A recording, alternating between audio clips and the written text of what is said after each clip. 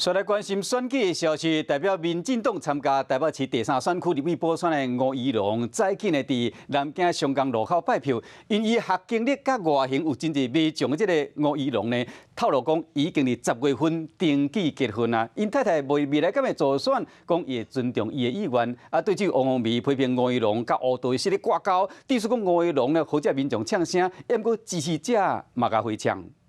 谢谢你，谢谢。伫真侪办公大内，坐阮南京松江站和经过民众拍招呼，要参加立委补选的吴怡农伫9点了拜票，和前一天暗时的街路开讲相比减，真侪观众。放算，谢谢你。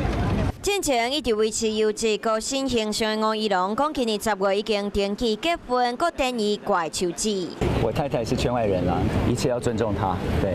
但是因为像最近的阵仗有一点大，还是需要一点时间来调试跟适应。她全力支持我的决定，我非常的幸运有这么好的一位太太。 吴怡农真大方讲到伊的太太，毋过选战的焦点又是伫抗伫党内乌道的问题，搁有民众加呛声。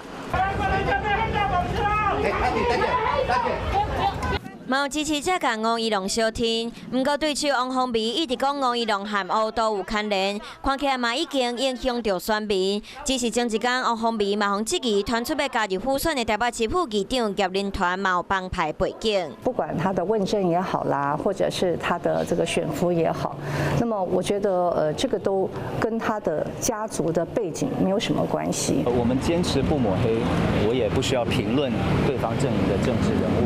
那每一个政党、每一个政治人物必须为自己的伙伴以及为自己的言行付出责任。国民党登记以来，嘛互质疑党内有乌道背景的人物，和乌道有牵连，敢会影响立委的补选？吴怡农说落来，嘛会甲选战的主题放伫政策，会把这5礼拜时间和选民沟通。